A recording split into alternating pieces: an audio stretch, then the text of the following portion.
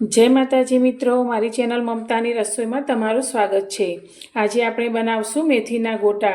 तो एकदम फरसाणवाळानी जेवा सफेद अने पोचारू जेवा अने जाळीदार, बिल्कुल तेल भराया वगर अने ना कड़क थशे ना लाल थशे। तो परफेक्ट ट्रीक अने टिप्स साथे आज आपणे मेथीना गोटा बनावीशुं।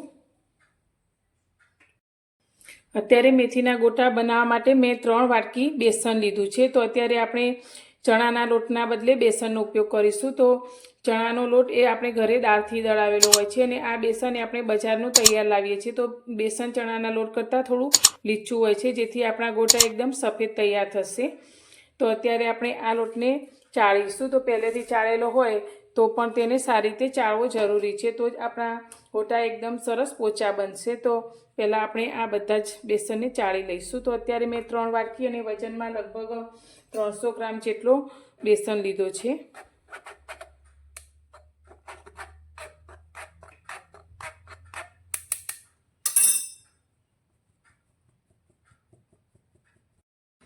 बेसन ने मैं सारी रीते चाळी लीधुं छे। तो हवे तेनी अंदर अत्यारे आपणे स्वाद प्रमाणे मीठुं एड करीशुं। तो अत्यारे 1 चमची जेटલું आपणे मीठुं लीधुं छे ते अंदर लई लईशुं ने मीठाने आपणे बेसनमां सारी रीते मिक्स करी लईशुं। तो अत्यारे आनी अंदर बीजुं कशुं ज आपणे एड नथी करवानुं। हवे थोडुं थोडुं पाणी रेडी अने आपणे तेनुं खीરું तैयार करीशुं।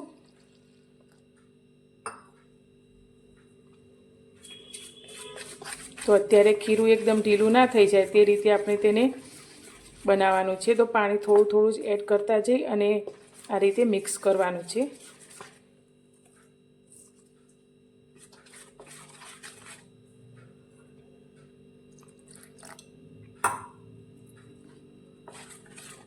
तो तमे पण ज्यारे पण गोटा बनावता हो तो तमारा गोटा पण जो लाल थई जता होय तो आ विडियो खास जोजो अने स्कीप कर्या वगर जोजो। तो आपणे दरेक ट्रीक अने टिप्स साथे ज आ गोटा बनावीशुं तो परफेक्ट ज बनशे। तो गोटानी अंदर मेथीनुं प्रमाण केटलुं राखवुं ते पण आपणे आगळ जणावीशुं।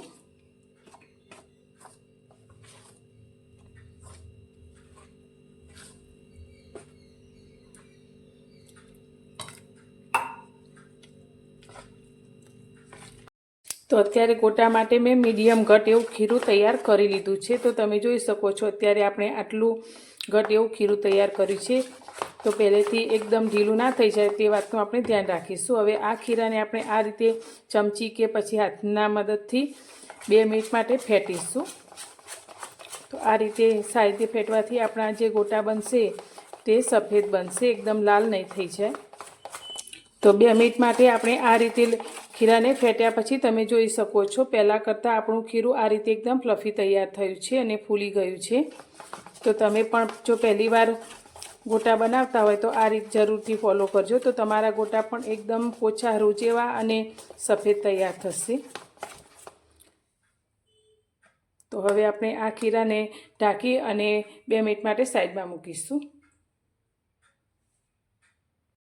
हवे गोटा अपना फरसाणवाळानी दुकान जेवा एकदम टेस्टी बने तेवो आपणे मसालो तैयार करीशुं। तो तेना माटे मैं 1 नानी चमची आखा दाणा लीधा छे, जेने आपणे खांडणीमां लई लईशुं।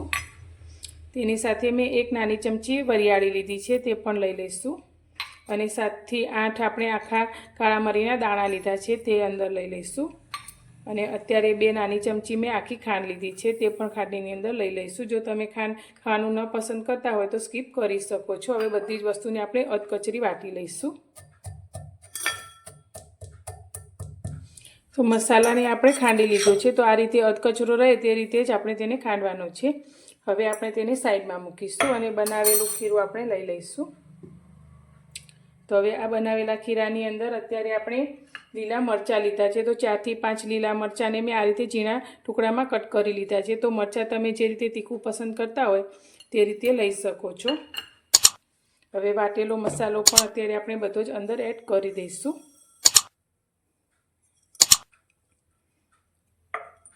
साथे आपणे थोड़ी हींग लीधी छे। तो बेसननी साथे हींग लेवाथी पेटमां भारे नथी पड़तुं।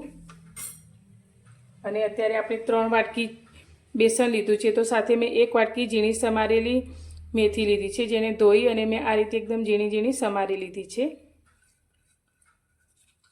तो बेसनना त्रीजा भागनी आपणे अंदर मेथी एड करीशुं। હવે એકવાર આપણે તેને મિક્સ કરી લઈશું. તો એકદમ હળવા હાથે તેને મિક્સ કરવાનું છે.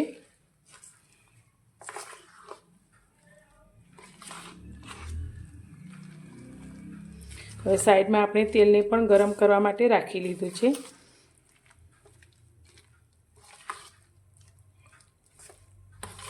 હવે ગોટા આપણા એકદમ જાળીદાર બને તેના માટે અત્યારે આપણે ખીરામાં ખાવાનો સોડા ઉમેરીશું. તો નાની ચમચીના અડધા ભાગનો આપણે સોડા ઉમેરીશું. તો એકદમ નાની ચમચી આપણે લીધી છે, તેનો આપણે અડધા ભાગનો સોડા ઉમેરીશું.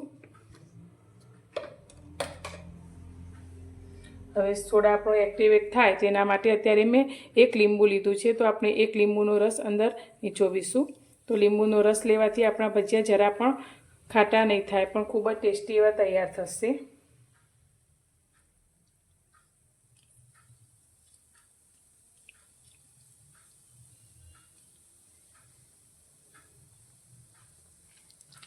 ફરી એકવાર આપણે તેને મિક્સ કરીશું.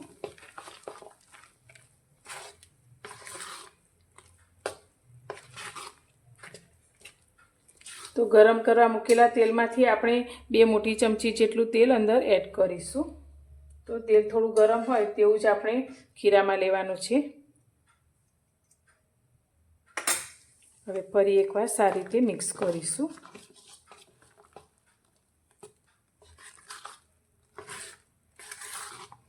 તો તમે જોઈ શકો છો એકદમ ફ્લફી અને ફૂલેલો આપણો આ ગોટા માટેનો લોટ તૈયાર થયો છે.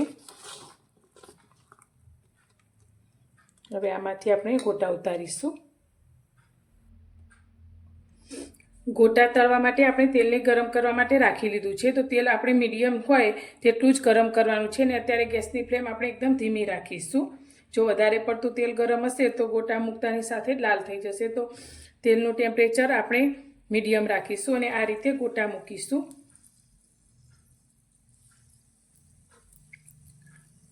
તો ગોટા તેની જાતે જ ઉપર તરીને આવી જાય અને તેની જાતે જ ફરે તે રીતે આપણે તેને તળવાના છે. તો ગોટા મૂકતાની સાથે તરત જ તેને આપણે ચારા કે ચમચીથી અડવાનું નથી.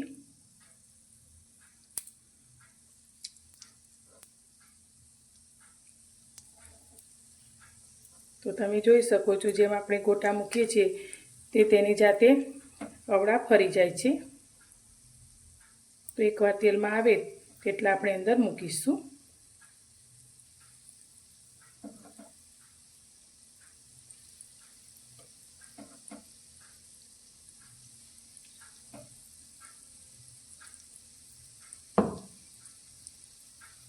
તો આ રીતે તેની જાતે જ તળાઈ અને અવળા સવળા થાય ત્યાં સુધી તેને આપણે તળાવવા દેવાના છે અને પછી તેને આપણે ચારાથી અટકીશું.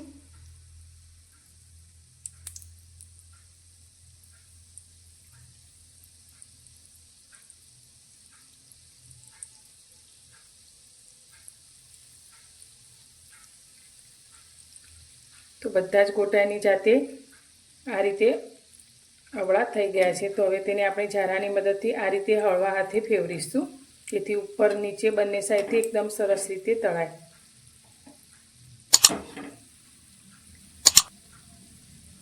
તો ગોટાને તળાતા લગભગ 3 મિનિટ જેટલો સમય થયો છે. આપણે ધીમા ગેસની ફ્લેમ પર તેને આ રીતે ઉપર નીચે કરતા જઈ અને તળી લીધા છે. તો હવે તેને આપણે તેલમાંથી બહાર કાઢીશું. તો તમે જોઈ શકો છો એકદમ સરસ સફેદ અને જાળીદાર પોચારું જેવા આપણા ગોટા તળાઈને તૈયાર થયા છે. તો તમે અંદરથી સારી રીતે તળાયા છે કે નહીં તે ચેક કરવા માટે અંદર ચપ્પુ નાખીને પણ જોઈ શકો છો. તો હવે તેને તેલમાંથી આપણે બહાર કાઢી લઈશું અને આ જ રીતે આપણે બનાવેલા બધા જ ગોટાને તળીશું. તૈયાર છે આપણા મેથી અને બેસનના ગોટા. તો તમે જોઈ શકો છો અંદરથી એકદમ પોચા અને જાળીદાર અને ખાવામાં ખૂબ જ ટેસ્ટી એવા આપણા ગોટા બનીને તૈયાર થયા છે. તો બેસનની ચટણી સાથે આ ગોટા ખાવાની ખૂબ જ મજા પડે છે. તો તમે પણ આ જ રીતે એકવાર ગોટા ઘરે ચોક્કસથી બનાવજો અને તમને આજની આ રેસીપી કેવી લાગી તે કોમેન્ટમાં મને જરૂરથી જણાવજો. અને રેસીપી પસંદ આવી હોય તો વિડીયોને લાઇક, શેર અને ચેનલને સબસ્ક્રાઈબ કરવાનું બિલકુલ ભૂલતા નહીં. તો ફરી મળીશું એક નવી જ રેસીપી સાથે નવા વિડીયોમાં.